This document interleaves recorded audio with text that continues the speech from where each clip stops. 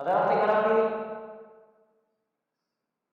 حضور علیہ الصلوۃ والسلام کے ذکر کو تو اللہ رب العزت نے خود ہی بلند کر رکھا ہے، اور خالق کائنات نے قرآن مجید فرقان حمید میں بھی فرمایا کہ ورفعنا لک ذکرک، کہ حبیب ہم نے آپ کے ذکر کو آپ کی خاطر بلند کر دیا۔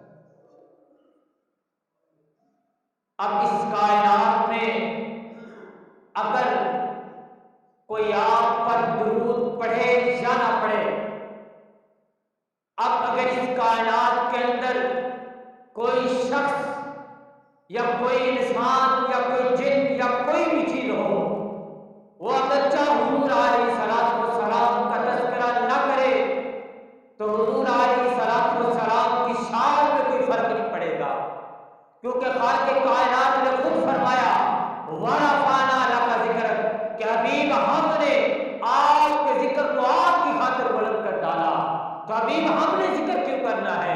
خالق کائنات نے قرآن مجید میں پھر فرمایا کہ محبوب آپ ان سے فرما دیجئے قل ان کنتم تحبون اللہ فاتبعونی یحببکم اللہ، فرمایا کہ محبوب آپ فرما دیجئے ان لوگوں سے اگر تم اللہ کی محبت کے دعوے دار ہو تو پہلے میری اتباع کرو، پہلے میری اتباع کرو، پہلے میری محبت کرو، تب تم جو ہے وہ جا کر خدا کی بارگاہ میں پہنچو گے۔ بات کرنے کا مقصد یہ ہے کہ حضور علیہ الصلوۃ والسلام کا ذکر ہم کرتے ہیں، اگر ہم آپ کے تذکرے کرتے ہیں، آپ کا ذکر اگر اس کائنات میں اگر کوئی بھی نہ کرے تو آپ کا ذکر خدا بھی کر رہا ہے اور خدا کے فرشتے بھی کر رہے ہیں۔ خدا کا ذکر کرنا ہمارے لیے اس لیے مقصود ہے، ہم پر اس لیے فرض ہوا ہے، اور ہمیں اللہ رب العزت نے اس لیے حکم دیا ہے تاکہ ہم اللہ رب العزت کے قریب ہو جائیں، تاکہ ہماری دنیا بھی سمجھ جائے اور آخرت بھی سمجھ جائے۔ حضرات گرامی، اگر آج کل اس دنیا میں ہم اگر کسی سے محبت کرتے ہیں، ہم اگر کسی سے محبت کرتے ہیں تو اس لیے کہ جس سے ہم محبت کرتے ہیں اس کا ہم پر کوئی نہ کوئی احسان ضرور ہے، جس سے ہم محبت کرتے ہیں، اس دنیا کا تو بتا رہا ہوں، اگر ہم اس دنیا میں کسی سے محبت کرتے ہیں تو ہم اس سے اس لیے کرتے ہیں کہ اس کا ہم پر کوئی نہ کوئی احسان ضرور ہے۔ اگر اسی لحاظ سے محبت کرنی ہو، سب سے پہلے ہمارا حق یہ بنتا ہے کہ ہم حضور علیہ الصلوۃ والسلام سے محبت کریں۔ حضور کا ہم پر کتنے احسانات ہیں، اگر انسان توجہ کرے، غور کرے تو اللہ رب العزت نے یہ جو کائنات کو بنایا ہے یہ حضور علیہ الصلوۃ والسلام کے صدقے سے بنایا ہے۔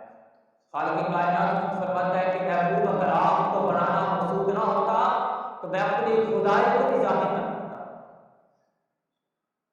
تو ہمیں چاہیے کہ اگر ہم اس لیے محبت کرتے ہیں کہ محبت جس سے کرتے ہیں اس کا ہم پر کوئی نہ کوئی احسان ہے، تو ہمیں چاہیے کہ ہم حضور علیہ الصلوۃ والسلام سے محبت کریں۔ حضور کا ہم پر اتنا بڑا احسان ہے، آؤ آپ لوگوں کو بتاتا چلوں، پچھلی امتوں کو دیکھیں کہ جب وہ لوگ گناہ کرتے تھے یا تو ان کے گھروں پر لکھ دیا جاتا تھا یہ گناہ گار ہے، یا تو ان کے چہروں پر لکھ دیا جاتا تھا یہ گناہ گار ہے، یا تو ان کے چہرے تبدیل کر دیے جاتے تھے، اگر وہ کوئی گناہ کرتا تھا تو ان کے چہروں کو بدل دیا جاتا تھا، اگر کوئی امت جو ہے وہ اپنے نبی کی نافرمانی کرتی تھی تو ان کو زمین پوچھ کر دیا جاتا تھا، ان کو زمینوں میں ترسا دیا جاتا تھا۔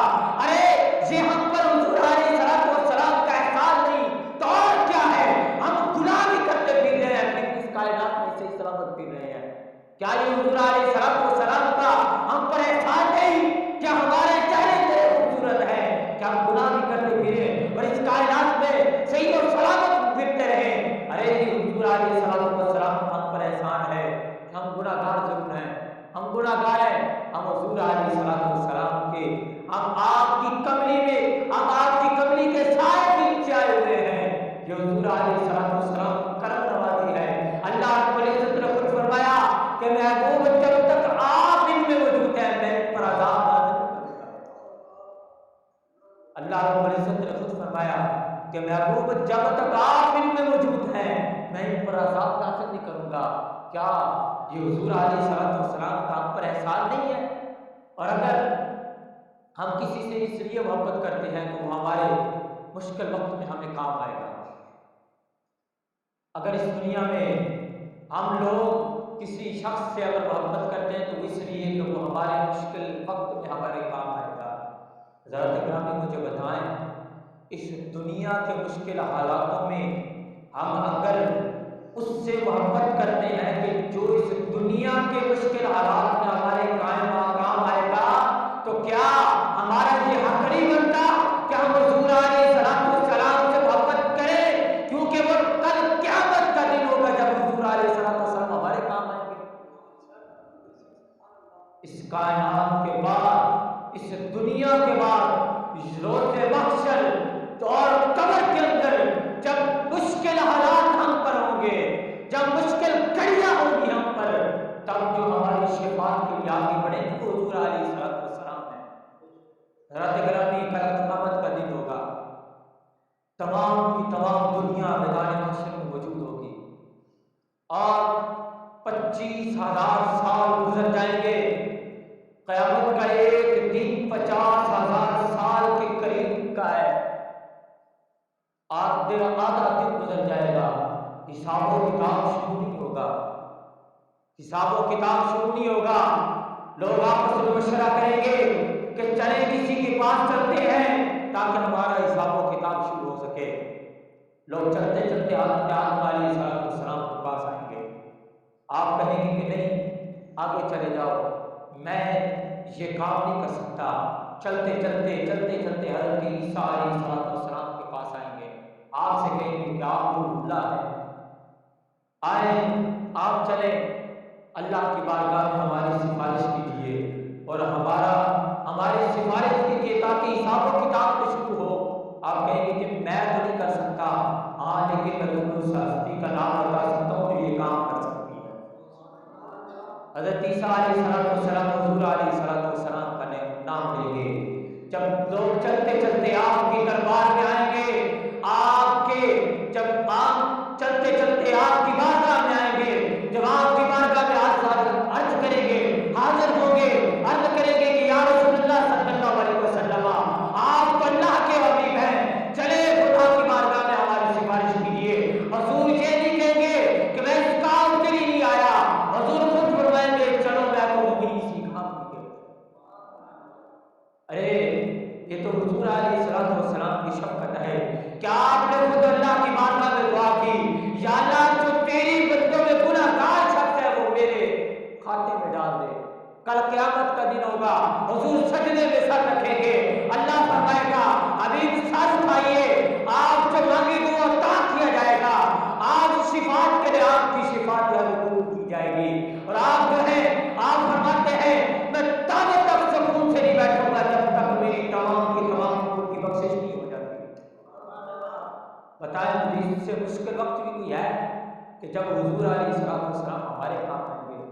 اور اگر اس دنیا میں ہم کسی سے محبت کرتے ہیں تو وہ ہم اس لیے کرتے ہیں کہ وہ حسین و جمیل ہوتا ہے، وہ بات بہت حسین ہوتا ہے، وہ بہت خوبصورت ہوتا ہے۔ تو اگر اسی چیز کو دیکھنا چاہتے ہو تو پھر بھی ہمیں سب سے پہلے حضور علیہ السلام سے محبت کرنی پڑے گی۔ کیوں کہ حضور علیہ السلام کا چاند، آپ کا چہرہ تو چودھری کے چاند سے بھی بڑھ کر چمکتا ہوتا تھا۔ حضرت حسان بن ثابت آپ لکھتے ہیں کہ وہ احسن من قلم کا رکھت وہی کہ یا رسول اللہ صلی اللہ علیہ وسلم آج تک میری آنکھ نے آپ جیسا حسین و جمیل دیکھا ہی کوئی نہیں۔ واجب من قلم کا لدن نشاب، کیسے دیکھتی کہ آج تک اس کائنات میں آپ جیسا حسین و جمیل کسی ماں نے چند کوئی نہیں۔ آگے کہا خلقت مبرأ من کل عیب، کہ محبوب آپ کو اللہ نے ہر عیب سے پاک پیدا فرمایا، بلکہ کہتے ہیں کہ کأنک قد خلقت کما تشاء، بلکہ محبوب جیسا آپ نے خدا کو کہا خدا نے آپ کو ویسا بنایا۔ تو حضرات گرامی حضور اس کائنات میں اللہ رب العزت نے کہا کہ حسینہ جمیلہ نے منہ موڑ دیتے، خدا نے حسینہ جمیلہ کا منہ موڑ دیتا، خدا نے محمد بنا کے قلم توڑ دیتا۔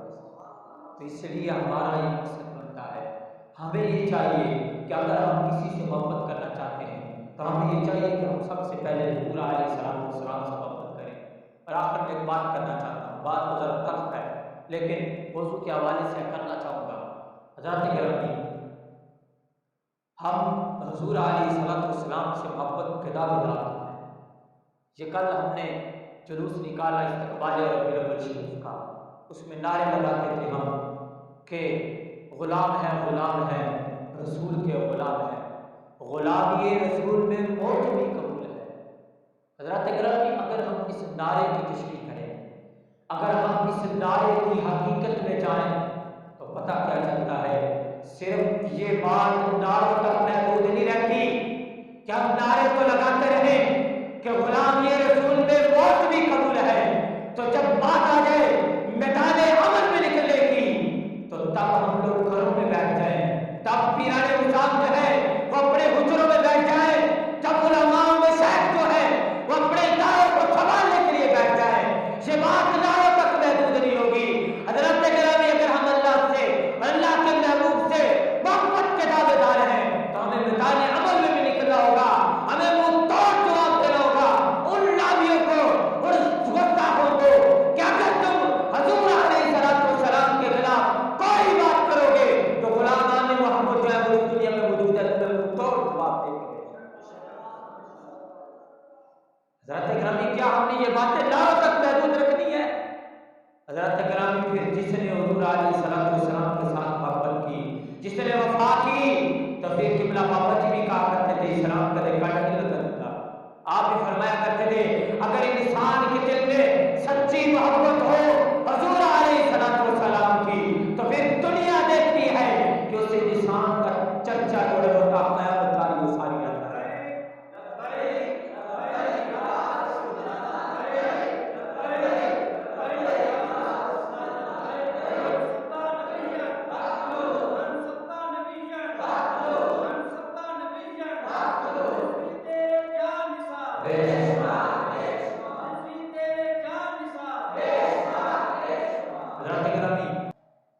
آپ وہ عظیم شخصیت ہیں کہ جنہوں نے اپنی زندگی میں اپنی ذات کے لیے کبھی کوئی کام نہیں کیا۔